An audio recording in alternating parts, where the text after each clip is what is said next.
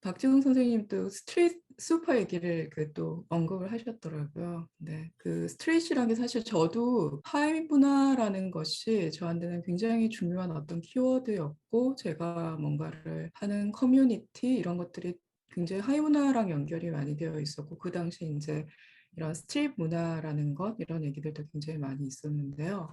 그리고 수파도 최근에 보면서 왜 거기에 스트레스를 붙였을까 친구랑 얘기를 하면서 위계적 체계라던가 어떤 기관 같은 것들, 관료화되어진 그런 형태를 아직 갖추지 않은 그런 문화들을 아직은 좀 스트릿이라고 부르는 경향성이 있는 것 같다 이러면서, 지금은 스트릿이라는 게 뭐 어디에서 찾아볼 수 있을까, 뭐 그런 얘기를 나눴던 적이 있었어요. 그 얘기도 했었잖아요. 틱톡이 가지는 항의 문화적인 것들. 제가 틱톡을 다시 이렇게 쭉 보니까 결국에는 여기에서는 자기들이 십몇 초간에 틱톡에서 드러낼 수 있는 어떤 것들을 해냈는데, 이제 그거를 점유할 수 있는, 그 시간을 점유할 수 있는 공간, 근데 그 공간을 담아낼 수 있는 플랫폼, 시간, 스트레이시라던가 언더그라운드에 대한 어떤 분할의, 감각의 분할이 굉장히 달라지는 것들을 좀 많이 느꼈거든요. 그리고 뭐 이를테면 또 이런 최근에 이런 DAT 같은 프로토콜, 월드와이드 웹 같은 예전에 그런 굉장히 어떤 우리한테 비전을 줬었던 그런 프로토콜이 이제 더 이상 작동하지 않는다. DAT라는 프로토콜을 가지고 이제 웹에서 만나자라는 이런 새로운 어떤 플랫폼, 프로토콜을 만들려는 움직임, 소통을 할 수 있는 방식들을 다시 약속할 수 있는 이런 것들에서 좀 스트릿이라던가 하위 문화적인 것들이, 언더그라운드라고 불러볼 수 있는 것들이 생기는 것 같아요. 뭔가 새롭게 이렇게 막 생겨나는 것에서 오는 스트릿도 있지만, 기존에 있던 것들을 다시 해체해 나가는 방식에서의 스트릿도 있는 것 같으니까, 어떻게 생각하면 좀 정점을 찍고 다시 이렇게 다음 단계로 가는, 해체하는 단계로 가는 방식으로 스트릿도 좀 있는 것 같아요. 그래서 이런 좀 플랫폼들을 좀 관심을 가지고 보고 있고, 거기에서 특히 이제 저희가 이제 문화예술 교육을 또 실행을 하는 그룹이라서, 이런 교육의 형식 혹은 커머닝이 지식이 커머닝이 되고 감각화가 되는 양식에 좀 관심을 많이 가지게 되더라고요. 예, 제가 좀 뽑아낸 키워드는 느린 재난. 지금 뭐 코로나도 그렇지만 지속적으로 우리가 굉장히 예전처럼 급격한 타격을 주는 재난이 아닌 어떤 느린 재난에 대한 경험들을 지금 계속 하고 있잖아요. 그런 것들에 대한 어떤 회복과 탄력성, 그리고 비인간에서 어떤 출발하는 감각, 인간의 서사를 중심에 놓지 않고 어떤 비인간에서 출발하는 감각 같은 거, 그리고 기술 감수성과 생태 감수성을 동시에 다루려고 하는 감각들, 그리고 다양한 배경을 가진 어떤 동료 배움, 뭐 간학제적인 접근이라고 표현을 하시는 분들도 있겠지만, 그냥 제가 생각했던 다양한 배경, 그리고 현장 기반의 어떤 탐구적이고 수행적인, 그리고 감각적인 지식을 구성하려는 노력, 이런 것들이 있는 것 같아요. 그래서 최근에 제가 이제 석사나 박사를 하시는 젊은 연구자분들을 만났을 때 느껴지는 것은, 이 연구 활동가라는 것에 대해서 얘기를 하시는 분이 제가 작년에만 세 분을 만났어요. 각각 다른 영역에서 활동을 하시는 분들인데, 그런 연구 활동, 그리고 그분들이 늘 예술가들과의 어떤 같이 어떤 활동을 만들어 보려고 하는 어떤 그런 시도들, 실천적인 지식일 수도 있는데 커머닝을 하려고 하는 어떤 노력들, 저는 이런 것들이 이제 그래서 다시 스트레스 지향하는 활동이나 플랫폼들이지 않을까라는 생각이 좀 드는데요. 그래서 저희가 지금 포킹룸이라는 거를 하고 있어요. 매해 이제 하나의 주제를 정해가지고 뭐 자아의 데이터화나 뭐 스마트 시티, 뭐 인공지능의 데이터셋, 이런 식으로 매해 조금 다르게 이제 다루고 있는데, 이런 활동을 하는 것에는 이제 이런 제가 앞으로 좀 얘기를 하고 싶은 사례들이 늘 이렇게 영향을 미쳐왔던 것 같아요. 제가 이런 생각을 하게 됐던 거는 2013년에 그 택티컬 테크라는 베를린에 기반을 한 이제 예술가들이자 활동가들, 연구자들인데 여기에서 여는 그 캠프를 참여를 하게 됐어요. 참여 자체를 오픈콜을 받아가지고 제 기억으로는 뭐 거의 100명에 가까운 사람들이 모였던 걸로 그러면서 자기들의 의제를 가져와서 이제 얘기를 서로 하는 거죠. 근데 그때 인상적이었던 게 예술가, 활동가, 연구자, 안전 전문가부터 변호사, 그러니까 법률인이죠.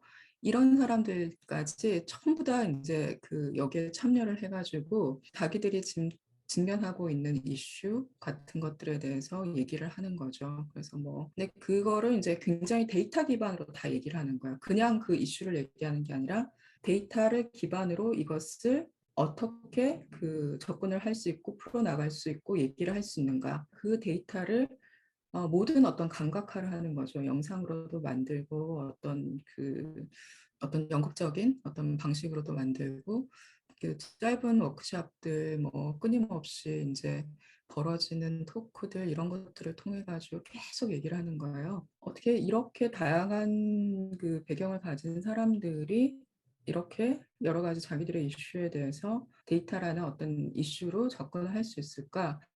그게 너무나 놀라웠던 경험이었죠.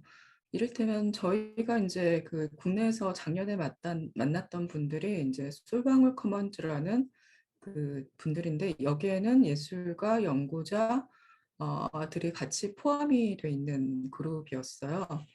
이 미술관을 만들기로 결정된 송현동 부지 거기가 그때 이제 그냥 비어있는 공간이었죠. 근데 그 송현동 부지를 들어가 보지도 못하지만 공간을 어떤 식으로 볼 수 있을까? 그거를 생태성이랑 공간의 문제를 가지고 주민들과 같이 얘기를 나누고 전시를 하고 이런 접근들이 굉장히 이제 그 좀 활발해지지 않을까라는 생각이 들어요. 그 김미나 작가 같은 경우 그 와이어 그 전기줄 생태계를 하신 분도 이제 뭐 디지털 쓰레기라던가 이런 것들에 굉장히 관심을 가지고 있고 시민들이 참여할 수 있는 방식으로까지 확대를 하는 어떤 활동들을 조직하는 분들 그리고 작년에 저희가 또 그 참여했었던 슬로우 디제스터라는 그 행사를 좀 언급을 하고 싶은데 급격한 어떤 재난, 자연 재난이 아니라 그냥 천천히 계속적으로 일어나는 그 지금 시대에 굉장히 이제 여러 가지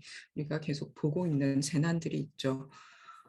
굉장히 그 느린 재난이 일상화되어 있고, 우리가 그 속에서 살고 있는데, 왜 이것을 얘기를 하지 않는지 그게 정말 더 무서운 것 같다. 그래서 자기들은 이 재난에 대해서 우울한 얘기지만 얘기를 하는 것, 그거 자체가 너무나 그 중요한 부분이라고 생각한다. 미래에 대한 어떤 스페큘레이티브 픽션, 그래서 사변적인 어떤 픽션들을 이제 만들어내고 그것들을 이제 리서치하고 검토하고 얘기 나누는 이런 이제 활동들을 하는 분들이셨어요. 이 슬로우 디제스터 이 프로그램이 일시적인 학교의 형태로 진행이 되면서 이분들이 그냥 다 자발적으로 참여를 하셨던 거였어요. 이분들도 이제 그 프로젝트를 하시는 분들이었는데 이분들을 저희가 한번 초대해가지고 마침 한국의 파스테르 연구소에 이분들이 연구원으로 짧게 1년 정도 오셨는데 열린 과학, 사회에서 예술까지라는 이제 그 주제로 얘기를 해주셨죠.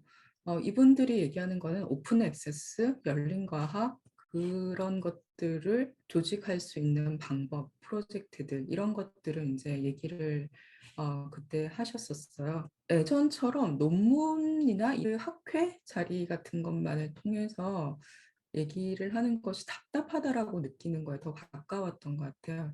이건 아마 아실 것 같은데 대한학회를 표방하면서 매드 사이언스 페스티벌이라고 이제 생물학이 좀 중심이었어요. 첫 번째, 두 번째까지 제가 했던 걸로 기억을 하는데 생물학 기반으로 여러 연구자분들이 모여가지고 이제 동료를 찾는 어떤 이런 행사였던 것 같아요. 다양한 방식으로 이제 발표를 할 수 있게 만들어 놨었어요. 그래서 저도 1회 때 그 가서 봤었는데 뭐 홍보도 굉장히 이런 좀 뭐라고 해야 될까요? 네, B급 감성으로 뭐 하고 이제 이런 인터넷 밈 같은 것들을 네. 굉장히 많이 활용하는 그 인류 그때 잠깐 얘기했던 이런 인류세 학회, 인류세 학회 같은 이런 접근으로도 이제 그래서 과학 디형 같은 이 웹진의 이 인류세 학회에 참여하셨던 연구자분이 이제 이렇게 글을 올리신 것도 있었는데요. 예술가가 어떤 접합의 어떤 존재로 혹은 그런 것들을 좀 다르게 감각적인 지식으로 만들어내는 그런 역할들을 꼭 같이 해내시고 있는 것 같아요. 여기도 이제 족자카르타에서 만났던 헥테리아라는 이제 스위스 기반으로 이제 활동을 하는 해커인데 멍청한 도시를 위한 똑똑한 코코넛이란 프로젝트를 하고 있더라고요. 그래서 그런 인간의 증강의 문제보다 어떤 그 관점을 조금 돌려서 어떤 비인간에서 중심에서 진행을 얘기를 해보는 거기에서 출발해서 이 네트워크들을 만들어보는 이런 접근들이 굉장히 다른 관점의 인식의 전환이 되어줄 수가 있는 것 같아요. 그래서 최근에 저희가 좀 보게 되는 것들이 이런 늪학교 이런 식으로 일시적인 프로젝트이기도 하지만 굉장히 다양한 어떤 그 환경, 자기들이 존재하고 있는 다른 환경 자체에서 출발을 하면서 얘기를 해보도 접근들을 많이 좀 볼 수가 있는 것 같아요. 이를테면은 새들의 놀이터를 짓자라는 것들. 이를테면 그러면은 새를 굉장히 오랫동안 관찰하고 그것들을 알아야겠죠. 무엇에 중심을 두고 그것에서 어떤 생태적인 네트워크를 보고 그것이 우리와 어떻게 연결되어 있는가를 보는 이런 접근들을 참 많이 볼 수가 있어요. 그 생태 감각과 기술 감각을 만나는 거는 저는 이 친구들의 활동에서도 참 많이 볼 수가 있더라고요. 여기는 아르스 일렉트로니카가 열리는 린츠 기관인데 이 친구들이 하는 거는 뭐냐면 아티스트 런 데이터 센터를 하고 있어요. 몇 개 이제 작은 서버겠죠. 몇 대 서버를 정도를 가동을 하는 게 아닐까라고 생각이 되는데 데이터 센터 자체가 가지는 이제 또 생태적 영향력이 굉장히 크잖아요. 이 친구들의 프로젝트는 아닌데 다른 프로젝트는 보면은 아예 서버 자체를 태양광으로만 운영하게 해서 하루에 몇 시간 정도만 쓸 수 있게 만들어 놓은 서버도 있더라고요. 이것도 이제 인터넷 블랙 마켓이라고 일본 작가들인데 엑소니모라는 작가들이 있어요. 그분들이 이제 처음 이제 시작을 했던 이제 프로젝트이고 한마디로 얘기하면 지금의 어떤 이제 폐색되어 가는 기술 환경에 대해서 이제 풍자적이고 좀 비평적인 여러 가지 사물들을 만들어 가지고 그걸 갖고 나와서 파는 이제 장터를 연 거죠. 마켓. 그래서 여기에서 보면은 뭐 이를테면 우리 인터넷 로딩 될 때 이렇게 돌아가는 거 있잖아요. 그거를 실제 가지고 만들어가지고 나와가지고 이렇게 어, 그 이렇게 돌릴 수 있는 이런 걸 만들어서 나오신 분들도 있고 뭐 그냥 단순하게 이렇게 웹캠을 이렇게 스티커로 붙여버릴 수 있는 이런 스티커를 그냥 들고 나오신 분들도 있고 그래서 최근에 이제 봤던 이 표현이 참 마음에 들었어요. 집에서 이제 뭐라고 해야 돼? 도망간 이게 뭔가 도망간 어떤 그런 상태를 얘기하는 이런 단어이던데 야생의 것으로 다시 어떤 스트릿으로 가는 어떤 이런 생각이 저는 이 랩이 좀 재밌었던 게 이 단어에 굉장히 행위 자체에 어떤 이름을 부여한 거잖아요. 이 랩이라는 것. 그러한 어떤 감각이 많이들 일어나고 있다고 저는 생각을 해요.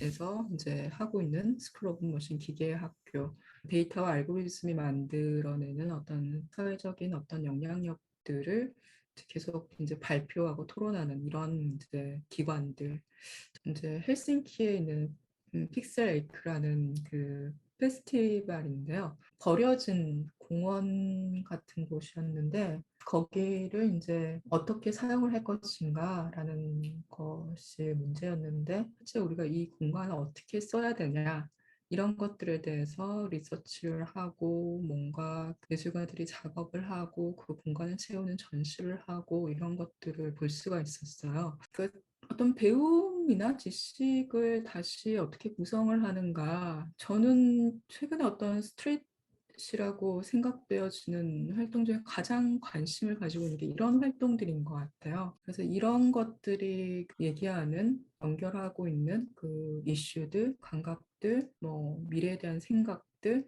이런 것들이 새로움인지는 모르겠는데 또 새롭기도 하죠. 늘 익숙해져 있는 것을 다르게 얘기하는 것으로의 새로움이 또 있죠. 다른 접근을 하기 위한 조직 디자인 이런 것에서의 새로움도 있을 거고 여러 배경을 가진 사람들이 참여하는 것에서 오는 새로움도 있을 거고 근데 뭐 그런 것들을 우리가 새롭게 느끼는가 하는 부분은 조금 이 시대, 이 한국이라는 나라에서 새롭게 느끼는가, 새롭게 받아들이고 그 새로움을 채용할 수 있는 어떤 결이, 사회적인 결이 있는가, 이 문제는 조금 다르게 또 고민이 되는 문제이기는 해요. 근데 저는 어쨌든 이런 흐름들을 보고 있고, 한국에서도 확인을 하고 있고, 저희 역시 영향을 받고 있고, 가장 지금 다시 조직화해되는 것으로의 스트릿, 그 언더그라운드나 스트릿이라고 하는 것에서 좀 생각을 해볼 수 있는 거지 않을까라는